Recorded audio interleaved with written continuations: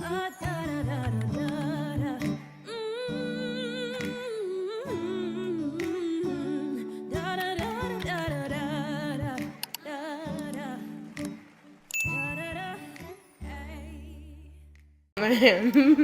everyone. All the melanin in this room, make some noise.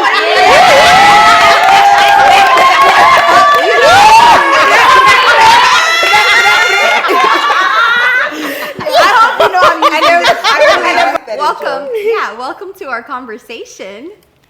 Okay. Are you gonna clap?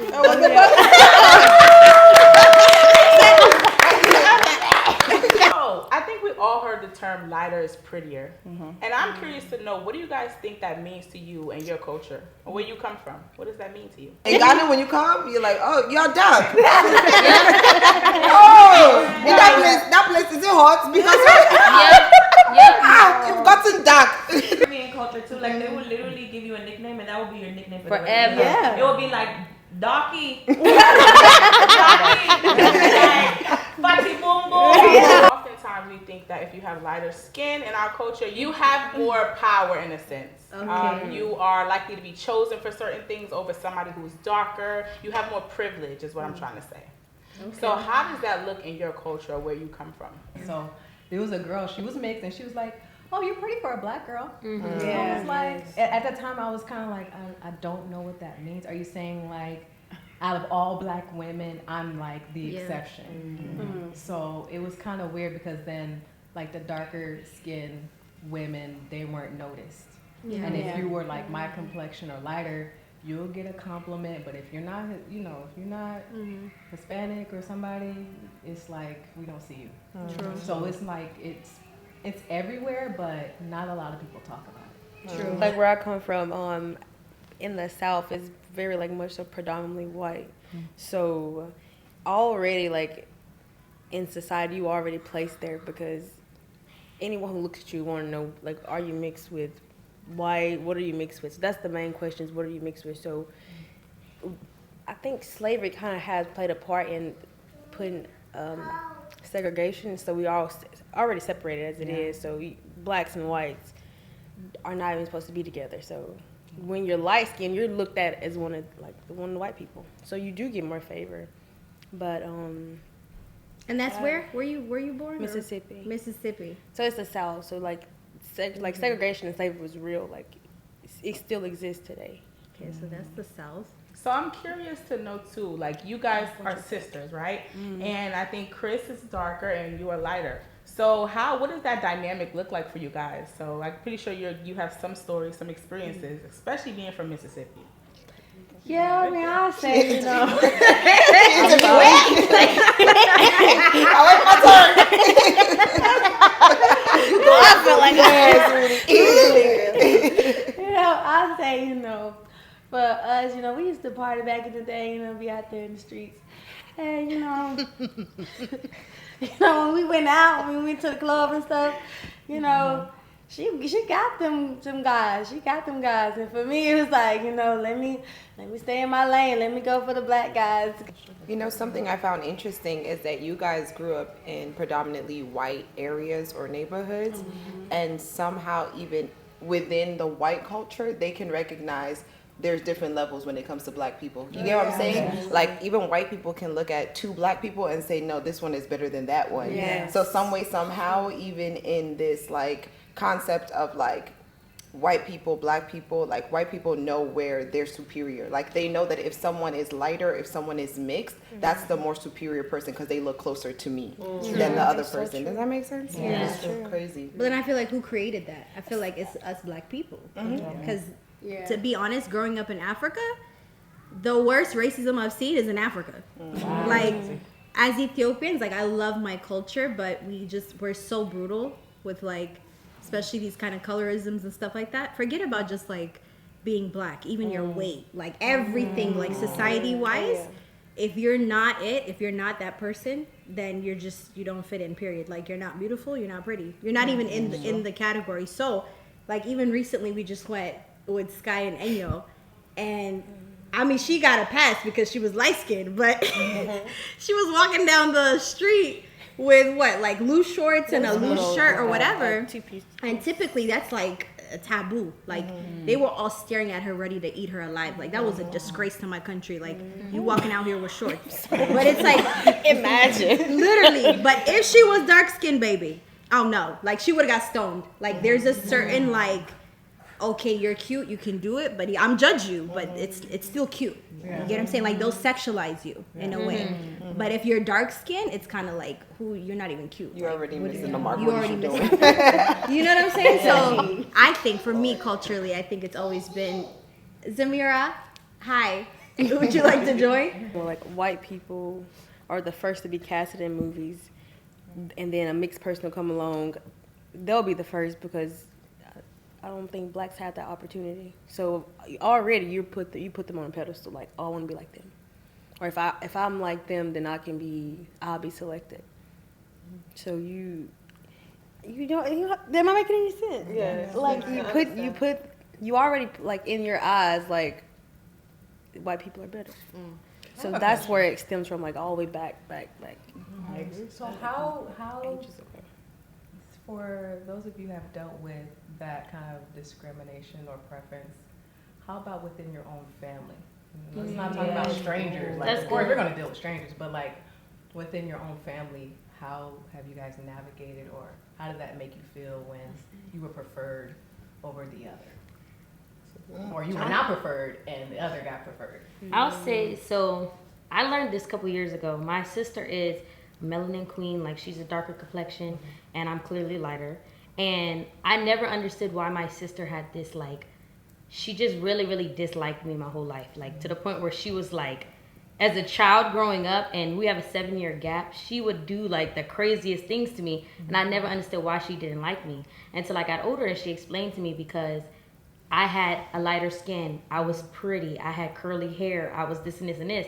So it really put a wedge between us that I didn't even know about. Yeah. And so a couple years ago, I'm just thinking like, I want my sister to like me. I don't know why my sister don't like me, but for her, it was different. It was, they replaced me and they had you.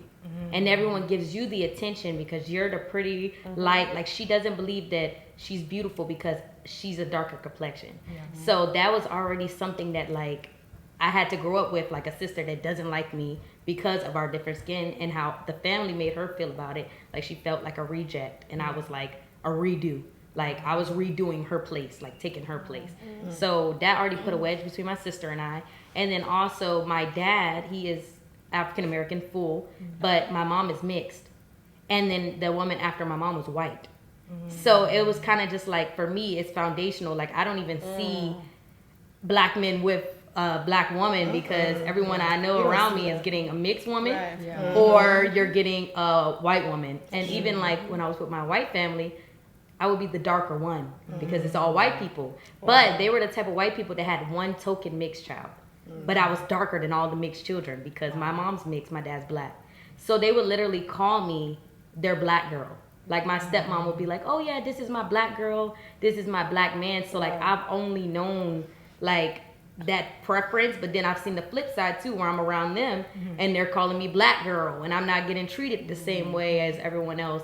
So then like Sky was saying, like growing up, you watching Disney Channel, I'm seeing my dad with white women, you seeing white boys like Zac Efron. So now in your brain, you're thinking, I have to do the same thing. I have to have a kid with blue eyes and curly hair. So I actually tried it. I dated a white boy my freshman year of high school. And hey, and I learned my lesson. It was just not for me. And ever since then, it was just, I went straight from like white boys to straight African men. Like, so I've seen like both spectrums. I feel it. I think I don't like it. And now I have nieces who are like one of my nieces is literally my complexion. She looks exactly like me. And my other niece is my sister's complexion, and she looks exactly like my sister. So I try to emphasize her brownness as being beautiful, and I try to just tell her how melanated and how beautiful it is. But then on the flip side, now the other one thinks she's not black. Because when I see her, I don't say, oh, where's my pretty brown baby? Because I'm talking to the darker complexion one. So now the light-skinned one is saying, like, I'm not black. So it's just like, I think it's really, for me, it was foundational. And I got to see both ends of the stick. And it was just, it's very uncomfortable. But the difference between me and you, growing up, my sister was a little bit darker than me. And then when we walk on the road, people will be like, oh, you're so pretty. And they always be on me, on my cheeks, because I have, you know, a round face. They always, you know, cheeky and stuff. And I always recognize that did something for my sister. So whenever people will talk about her and talk about her complexion and how she looks, for me, I always try to ensure that I always like, no, leave my sister alone. So that just like what you experienced with your sister, that didn't come, because I love my sister and I'll never ever want her to feel insecure or this is a competition, because sometimes it can feel like it's a competition. Because even in my family, most people are black, even though I'm black, like really, really, really dark. But when you have somebody that's a little bit lighter, you'll be like, is this really your child? And then my dad was like, oh, my sister wasn't his. He was like, no, it's not, you know, stuff like that. So it's, as you said, within the family, it is that comparison. And also in the work field, in Jamaica, the bank managers, people in like high rank, they're bright, lighter skin. Even in politics, like they're lighter skinned people, because in growing up, lighter people have more money. You know, living in a third world country, lighter people have more money. Going to school, high school, even middle school, lighter people always have more money. And because of that, people tend to want favor from them, and they get favor. So just like this saying, like the rich will always be rich and the poor will always be poor, you always give that favor to a white person. And then if even within your family too, is that segregation of culture. And even in church too, you know, people that get position is money, it's color, it's all these diversity of things that you recognize. Because for me, growing up in Jamaica, it's most people, 99% is black people. So like things that American may experience with culture, I didn't experience that. It's just that, oh, you lighter, I'm darker. You know, it's just that comparison. And even in, let's say in St. Anne, it's a tourist place. Now it gets a little bit more tricky, because now you have different type of, you know, color. You know, you have Indian, you have Chinese, you have different people that is actually taking over the country. And also and the same segregation of culture and high ranking of position. And position is really, really, really a big deal. Because imagine, I used to work at a place called Flow, and my manager was a dark woman. And for me, I was like, oh my God. For me, it was really surprising. But everybody else within the organization has clear complexion. And for me, that was really deep. It was really, really, really deep for me. I think like usually that ties in. Gotta leave Jody alone. You gotta leave her alone. I'm sorry, Claire. That was good. That was great, Jody. But she said, Grenadian, you want to talk? I'm kidding. Hit the Grenadian. But I think like when you have lighter skin, usually it comes with those bonuses though. If you ever notice, like usually when we think about success or wealth, or we think about people with multi-billion businesses, like if a white man walked up to us and was like, yeah, I have multi-businesses and, you know, they're both each worth $3 million each, we wouldn't be like, whoa. But if a black person comes and it's like, yeah, actually, that's true. It's like, you know, like, wow, tell me more, like, what did you do? How did you do it? Like now there's a code that we need to crack. Right. It's like when we think of white people, automatically we see success. We already see them as high ranking. And then obviously when it comes to light skin, we think because they do fit the beauty standard, there's favor already there. Like they already have opportunities that we will never have. I will never have. I think that black excellent phrase came from what you just said. Because I don't understand, why can't we just be excellent?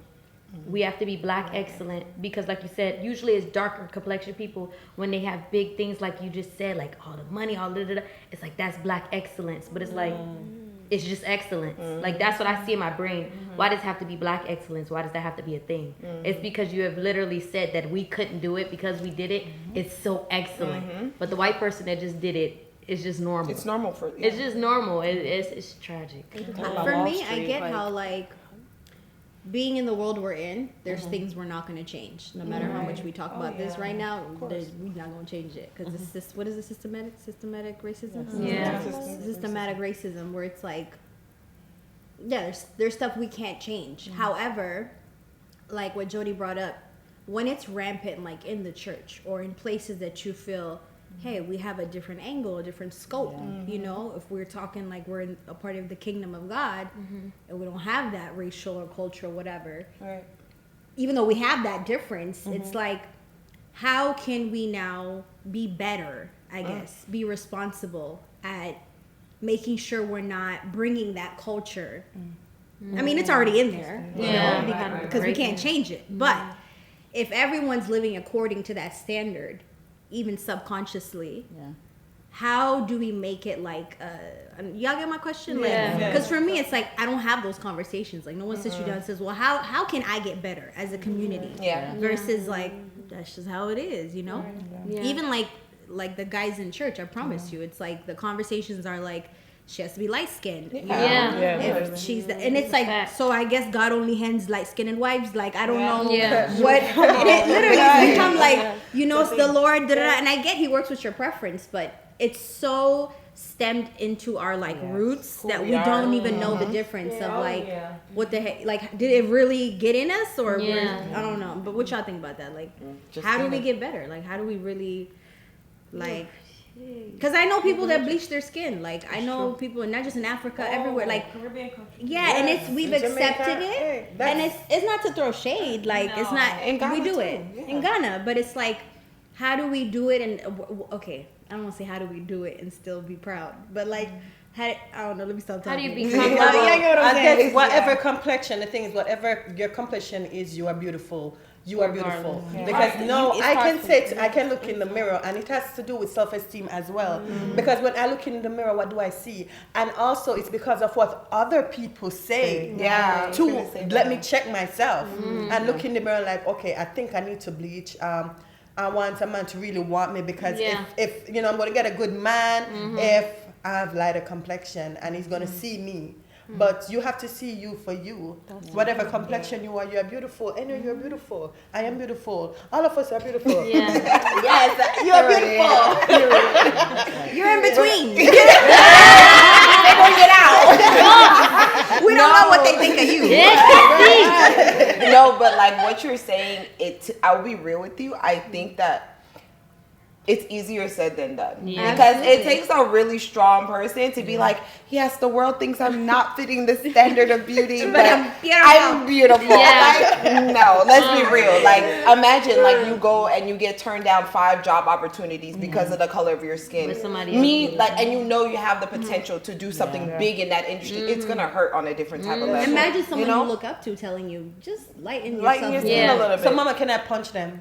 Hey, no. Because I'm saying, like, because I'm saying these are not like, and we're bringing this up because these are not just these racist That's people usually out there. I'm talking us black people. I'm talking about people you look up to, people that are in the system that can't come out, that live like that. You know. So how do you stand up for yourself and say no? Like, I'm black and beautiful. Period. Like, I don't have to go with everyone's way.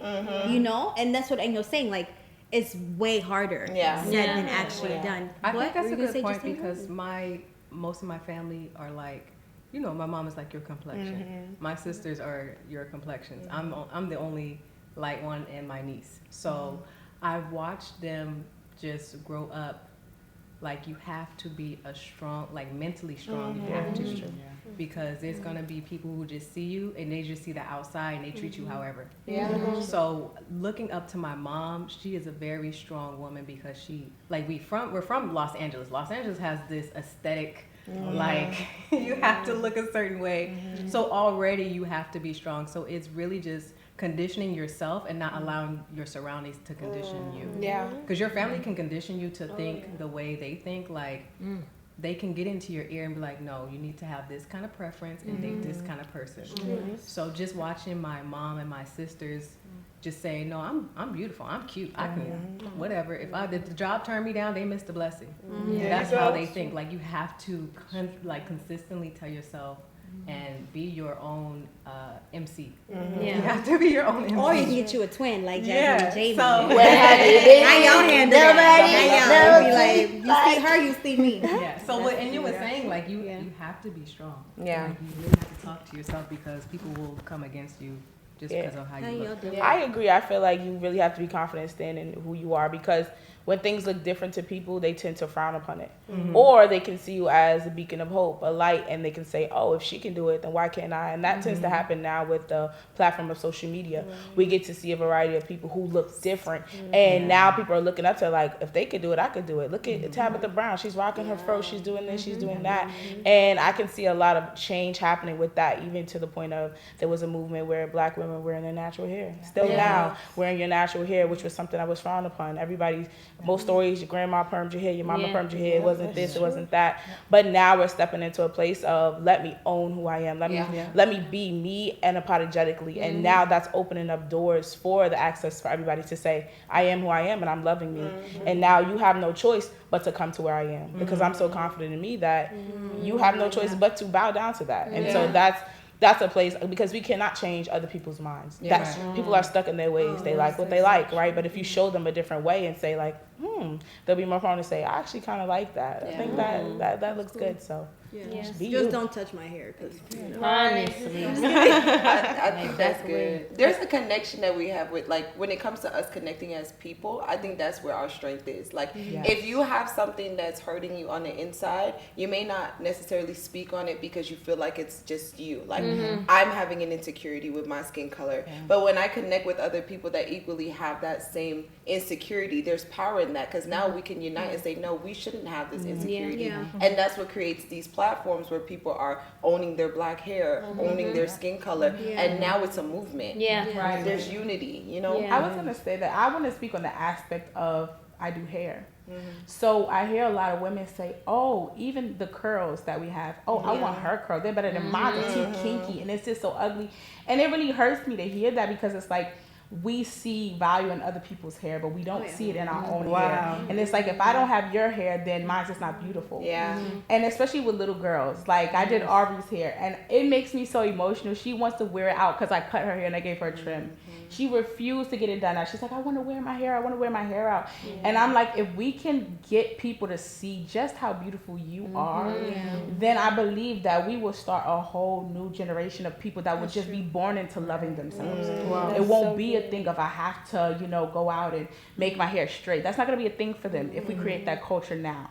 Like, I don't, like, growing up, that was the standard. We saw our moms get permed. We saw our grandmas get permed. But now the children that are coming, they're seeing, my mom has curly hair, And so, or my mom wears braids or locks, whatever it looks like. It's like, so now we can have a new generation of, confident people, confident. And then they have that self-awareness. And I think that's something that's important, that we give our children knowledge of who they are. Because we haven't known who we are. I thought it was so amazing when I stopped perming my hair. I thought I had to have a perm. When I stopped and I saw my curls, I was like, I feel like I'm meeting me for the first time ever. It was an amazing experience. So I feel like just having that self-awareness. And I think it really starts even when you're young. When you get older, it's like, this has been ingrained in your mind for so long. Now I'm conditioned here. So that's why people's preference it has to be this way. You saw it somewhere. Somewhere you saw it and you believed it. This is how it has to be for me. So preference is not something I'm born with this. No. We actually, the things around our environment, our society shapes that for us. That's so true. And the fact that you said even preference, like, if all your life you've never been someone's preference, like, how else can you have confidence, honestly? Because you can sit there and be like, oh, just have confidence in yourself, love yourself, but it's like, you've never been preferred. Like, you know what I'm saying? But I think people don't even know how to extend that compliment, like you're saying, even to the little kids. Because if I don't really think kinky hair is beautiful, I'm not going to tell a child, hey, your hair is beautiful, because I don't even believe in it as an adult. So that shows you how far we are in society, where it's like, it's not that they are, like you said, born with it. It's just that we don't even offer the compliment to actually tell them, hey, this is actually beautiful. Because we don't believe in it. You really don't believe in it. You be like, girl, pick your naps. Like, don't walk out like that. Like, that's literally, and there's a difference I want to say, because I don't want to act like, oh, like, we just walking out here just natural. No, like, I mean, there's a way to groom your hair, like, even as a black, but you get what I'm saying. As long as it's healthy and you're grooming it, like, you should accept it and love it. And it depends on who you're around. Like, for me, I mean, I don't want to sound shallow, but I've been around pretty people. Like, they're beautiful. They're light-skinned. They're appealing, da-da-da. Like, a lot of my close friends growing up, they've been very beautiful. But as funny as this sounds, like,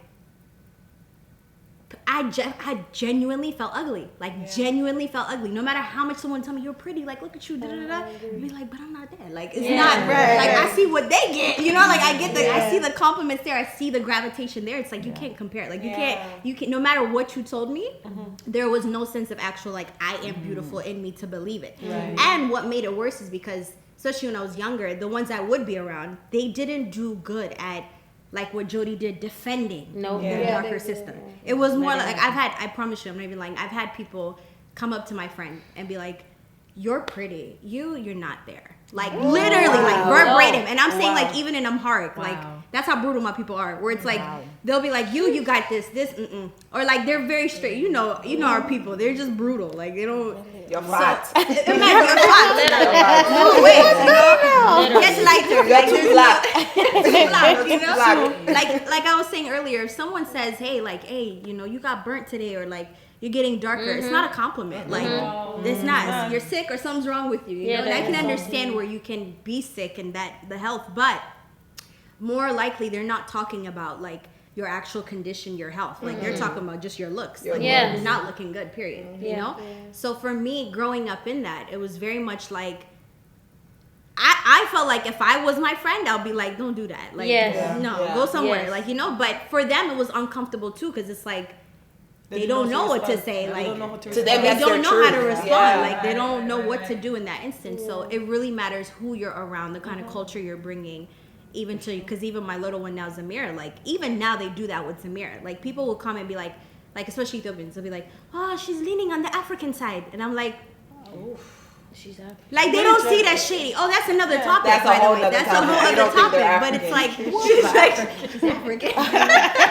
Like, I'm thinking like, is she no, but that's what I'm saying, y'all. We can have a whole night of this conversation, because in Africa, y'all, it's bad. Like, Africa on Africa is bad, especially with Ethiopians. It's bad because there is this, like, and like I said, I love my country, but the pride we have of like, because we're not colonized or because we are different, whatever it is, we got nice hair, la la la la. It's like there's that sense of us and Africans. Do you get what I'm saying? Separation. Like, when I married, it was like the African prophet, and it's I'm an African woman too, but there's no exception in that. So there's always, so even the features, if they say African, it's like, oh, your nose is bigger, or your, whatever. Like, there's an actual feature that they're like talking about that's like, it's not pretty. So it's like, if they say, oh, don't worry, she'll look like you, it's like, she'll get prettier is what you're telling me. Like, I can't be your I agree. It's like when I had Aubrey, everyone's like, oh, you should be lucky she's light skinned.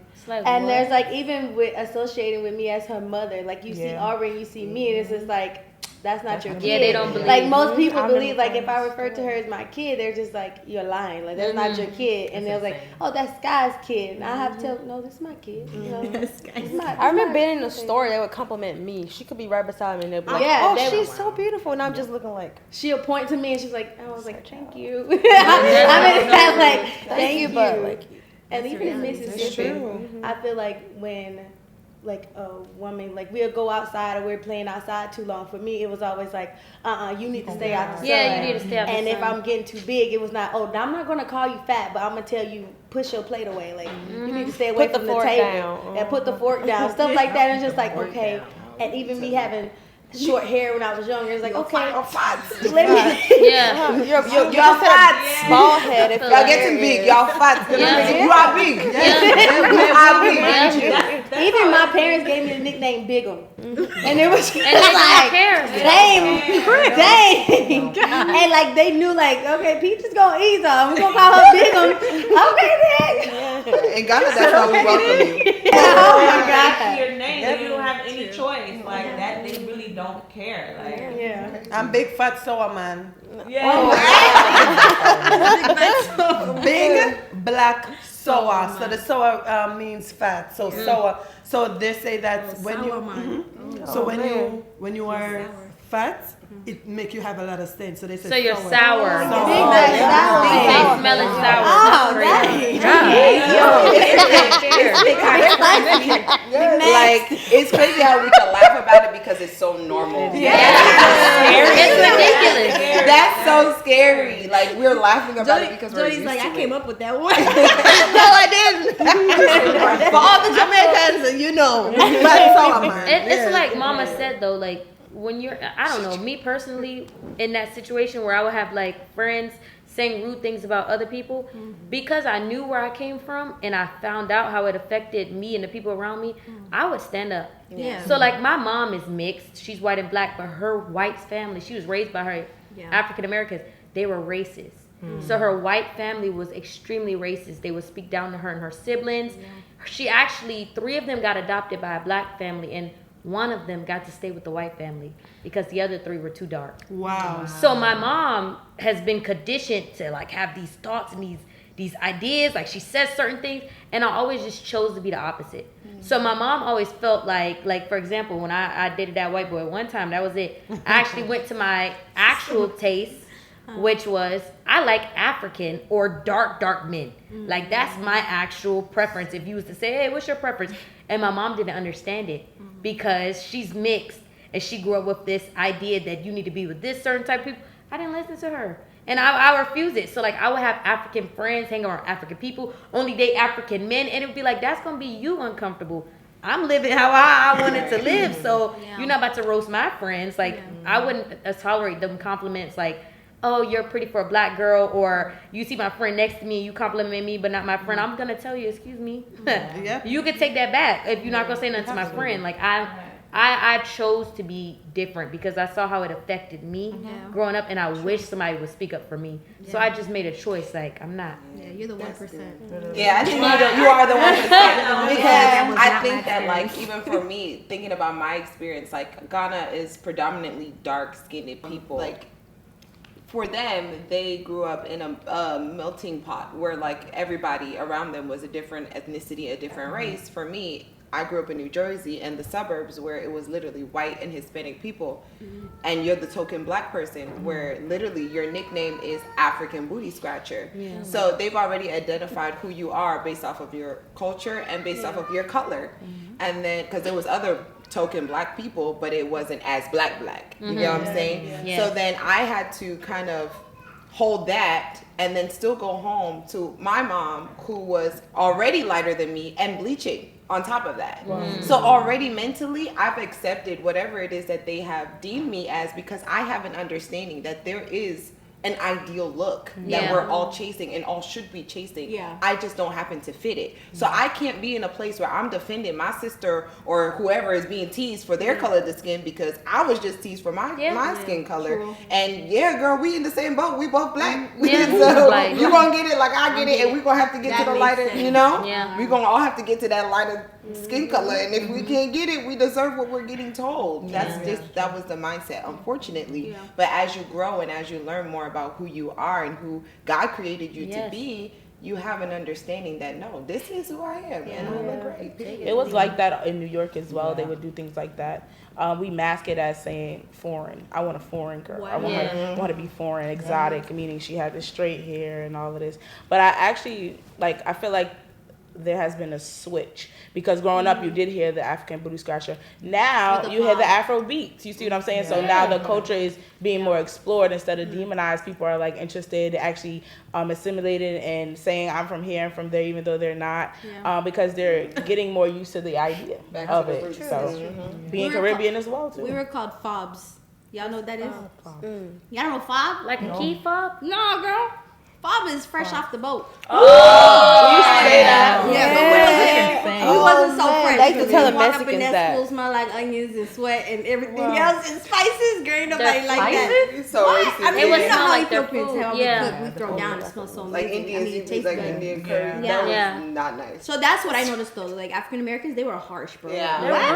rude. White people, okay. Caucasians, they were kind of like gentle. They'll Yeah. talk behind your back. Yeah. They won't like. Yeah, they ain't African Don't want no Americans, problems. hey, Jesus. Mm-hmm. So even for the older folks, that's why I think we've had this like, I don't know how to like generations wise, like Yeah. generation. There's that constant division of like. Like even for my dad, he was a taxi driver when he came to America, and all his instances with African Americans have always not been nice. Yeah. They've always said something mean to him, or they've done stuff to him. So there's always been that tension of like, the same person with my skin color is the one that gives me the hardest time. Yeah. But you know what it is? I believe it's that. So African Americans were already at the bottom of the social ladder. So when Africans now came, they were even below them. So now I have somebody that I can, That you you know, can pick below on. me. Yeah. Yeah, and it's interesting because even in school, I went to school for sociology, and this is all we studied was black people. Not lying to you. And the reason why your lighter friend won't stand up for you is because light equals power. And nobody wants to give up their power to come down the social ladder.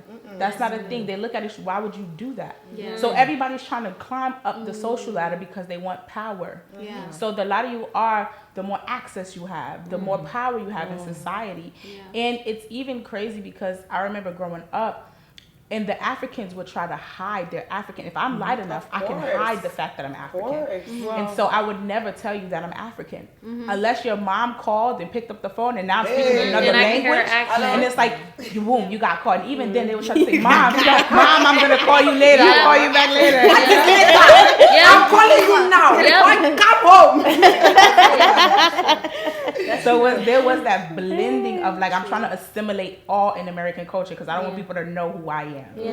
It's like you're putting a mask on when you go out in public, and when you go home, you can be who you are. I think Americans are still doing. I don't believe that. I'm American. I'll roast my.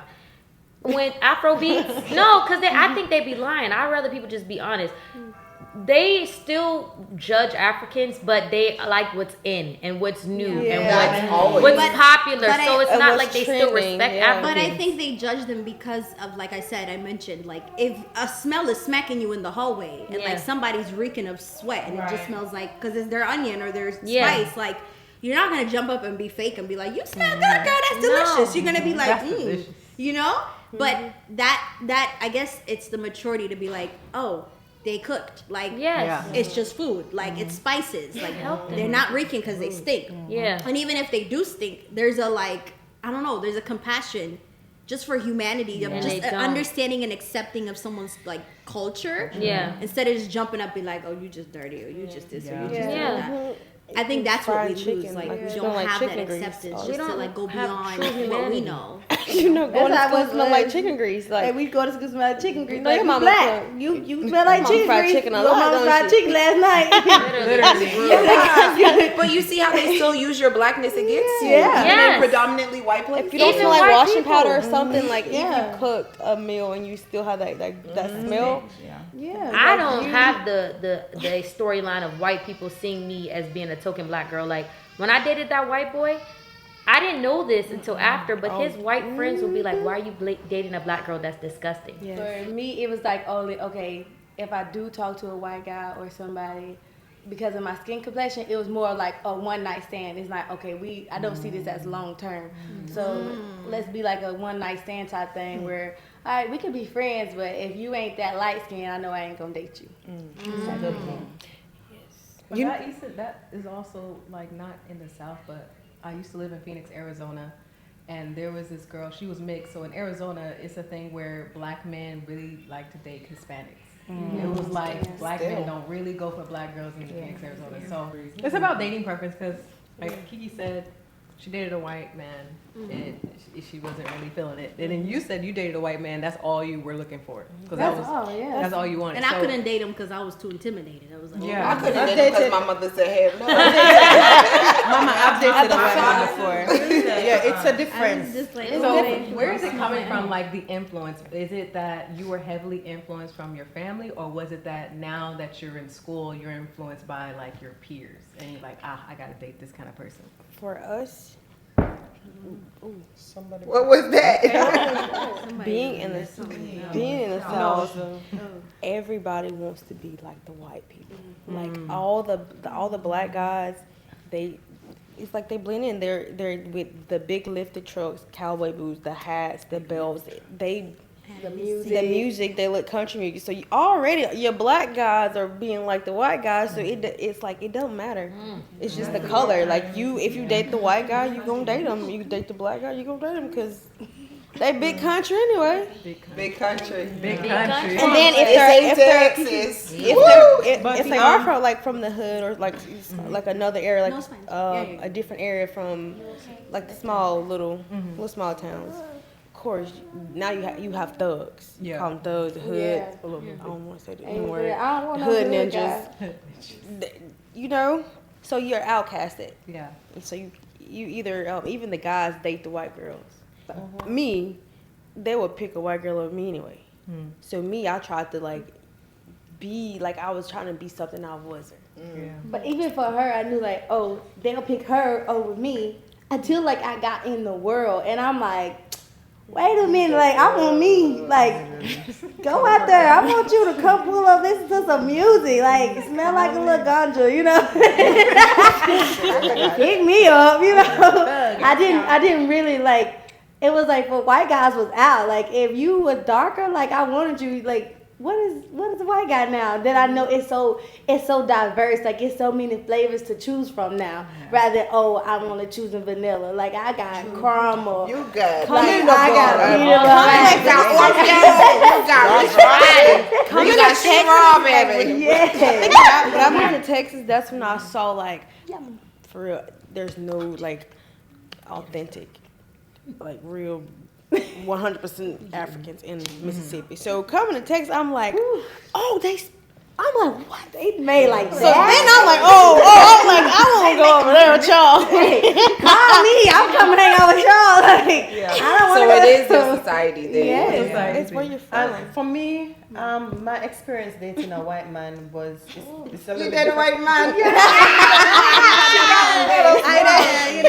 But for me, seeing a white person and a black person just look like both of them, I'm I prefer a white man because Mama, the reason it's the English, y'all. Let me tell you that. I'm gonna tell you why. I'm gonna tell you why. Growing up in Jamaica and having black men and they're rough and they're very aggressive and then very rough, right? And then date a white man that is so sweet. He's so and he get money. Mama, the one that I dated. I can talk about that one. How long did you date him? I'm kidding.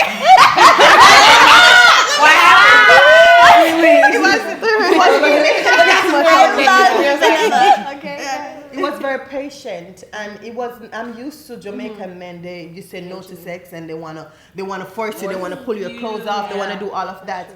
But my experience with this man, it was so gentle, and he just allowed me to make my own decisions. Meaning, when it comes down to saying no to sex. And we'll be sleeping in the same bed together, and we'll cuddle and stuff, but you'll never try to force himself, and he's so sweet. So that for me, that is just my experience with a white man. But now looking, I'm like God, Why y'all break up? I need to know. How long you dated? He's in perfect. Yeah. He was perfect. He was older. He was older. How old? He was older. You And had maybe you a like, sugar daddy. That's what you did. I don't know if you want to say a sugar daddy. Okay. He was But- a sugar daddy. How old was he? He was maybe 20 years older. Hey! Okay. Sugar daddy. 20 years is fine. And- Okay. So. And then being with this man for me in my culture, it would be good for me because Financially. financially yeah. and also my status and how people see me. What if he's broke? Mama is not broke, okay? Because like she said, like being white, you are Yes, like you can clear. go white. You When get you go married. right.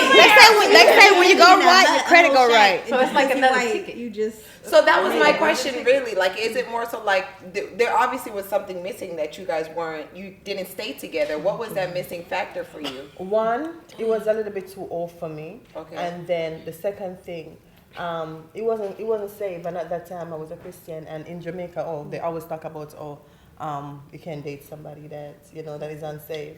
So he respect my no. You know. Ooh, I have a question. Talk.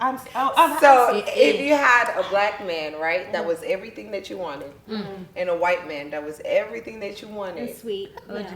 Depends on the person's personality. No, they got the same personality. like everything that you wanted. everything Only thing that's different is the kids. Honestly, if I should be honest,